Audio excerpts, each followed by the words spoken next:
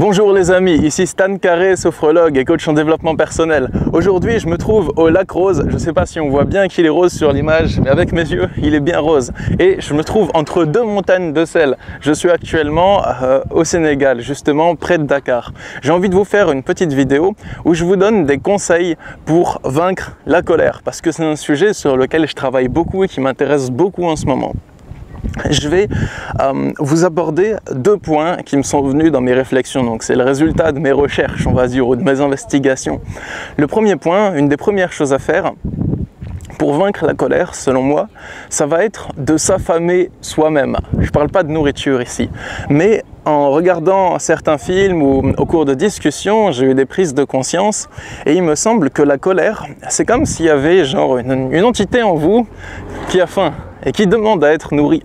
Et chaque fois que vous agissez avec la colère et que la colère s'apaise parce que vous avez fait un acte avec l'énergie de la violence, de la colère, vous avez l'impression que vous avez calmé votre colère et que c'est bon. Par exemple, pour citer un exemple extrême, admettons qu'un soldat a été offensé par un homme du peuple et ce soldat tue cet homme du peuple. Sur le moment, il sent sa soif de colère apaisée. Ça va mieux parce qu'il s'est vengé, qu'il a rétabli la justice. Mais j'ai l'impression que lorsque je n'agis pas avec la colère et que quand je suis en colère, tout va bien, et que je décide de ne même pas agir, de ne même pas parler avec la colère, rien du tout, c'est comme si à chaque fois que la colère se manifeste en moi, elle est plus faible. Comme s'il y avait une bête en moi qui voulait être nourrie, mais qu'à chaque fois que je ne la nourris pas, elle commence à dépérir et elle a de moins en moins de force pour me demander à manger jusqu'au moment où elle soit totalement calme. Donc je pense qu'une des bonnes choses pour vaincre la colère, c'est pas forcément d'avoir des compréhensions ou des prises de conscience qui justifient le fait que vous ne devriez plus être en colère, parce que ça demande encore toujours de vous nourrir. Si vous êtes en colère et que vous essayez de comprendre des choses et d'avoir des prises de conscience et que suite à ces prises de conscience, vous vous dites en fait je n'ai plus à être en colère parce que l'autre avait ses motivations pour agir, que vous essayez d'avoir plus de l'empathie pour l'autre que de la colère, c'est comme si vous nourrissiez toujours la colère mais que vous vous justifiez auprès d'elle. Le meilleur moyen de ne plus être en colère, ce n'est pas d'agir avec la colère, ni de vous justifier auprès de votre colère en lui expliquant pourquoi elle ne devrait pas être en colère, mais plutôt de ne rien faire. Peut-être que c'est dur sur le coup, mais c'est important que vous soyez certain, excusez-moi pour le vent, c'est important que vous soyez certain que ne pas nourrir la colère est la meilleure voie à suivre. Et si vous êtes certain de cette chose-là, vous n'aurez alors pas de mal à agir en ignorant la colère. La deuxième chose que je veux vous dire par rapport à la colère, ça va être choisissez votre souffrance.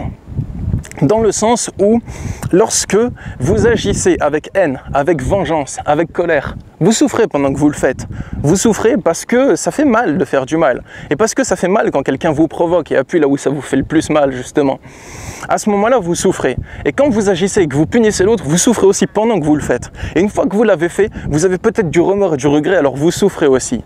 Et il y a une autre souffrance, c'est celle d'avoir la colère qui réclame vengeance, qui a faim, mais vous ne faites rien. Vous la laissez crier et vous ne faites absolument rien. Et ça aussi, c'est une souffrance. Mais dans les deux cas, vous allez souffrir. Mais l'issue n'est pas la même.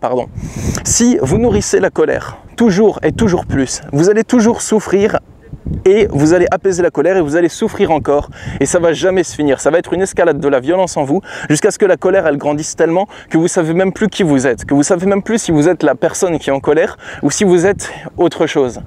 Par contre, si vous choisissez la souffrance qui fait que vous êtes affamé, la faim de la colère, et que vous choisissez de ne pas nourrir cette faim, eh bien, vous allez aussi souffrir, mais au bout d'un moment, la colère va prendre fin. Et vous aurez beaucoup de moments où vous ne serez pas en colère, où vous irez bien, où vous serez joyeux, où vous serez apaisé, où vous pourrez profiter des moments, jusqu'à ce qu'à force de ne pas nourrir cette colère, il y a les situations qui vous mettaient le plus en colère avant, que vous allez réussir à vous contenir dans ces situations. Non pas à refouler quelque chose, mais à rester calme. Du coup, si je peux vous donner un bon conseil pour conclure, je ne vous dis pas dans cette vidéo de rester dans des situations qui vous déplaisent. Je ne vous dis pas d'essayer de vous complaire dans des situations qui vous déplaisent, ni d'essayer de rester dans un cadre entouré de gens qui vous font du mal.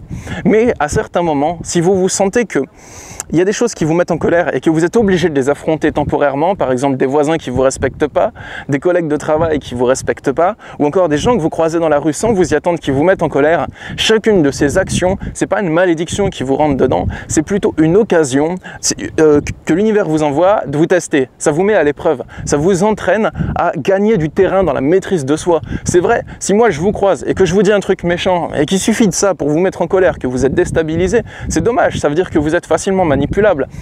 Du coup, pour moi, le plus important, c'est de gagner du terrain dans la maîtrise de soi. Et chaque chose qui vous met en colère, c'est une occasion de gagner du terrain dans la maîtrise de soi et de conquérir des terres intérieures. Pour cette vidéo, je tiens à m'excuser s'il y a du vent dans le micro, mais je trouve le décor tellement cool. Il y a le lac rose derrière. Je ne sais pas si vous le voyez bien, mais il est vraiment rose. Du coup, j'ai vraiment voulu vous faire une vidéo dans ce décor parce que je le trouve merveilleux. Et aussi, j'avais envie de vous exprimer ces choses-là parce que c'est des choses qui sont vraiment importantes pour moi et qui me parlent depuis plusieurs jours. Du coup, si cette vidéo vous a plu, n'hésitez pas à la partager sur les réseaux sociaux pour aider tous vos potes qui sont en colère ou à vous abonner à ma chaîne pour ne pas manquer mes prochaines vidéos. Et sachez que je suis disponible en consultation de coaching et de sophrologie. Vous pouvez me contacter, il y a le lien dans la description, justement pour vous aider à gérer votre colère ou bien à rester calme, à ne plus être manipulable ou à gagner du terrain dans la maîtrise de soi, justement. Moi, je vous souhaite une bonne journée. Je vous dis à demain pour une prochaine vidéo. Au revoir.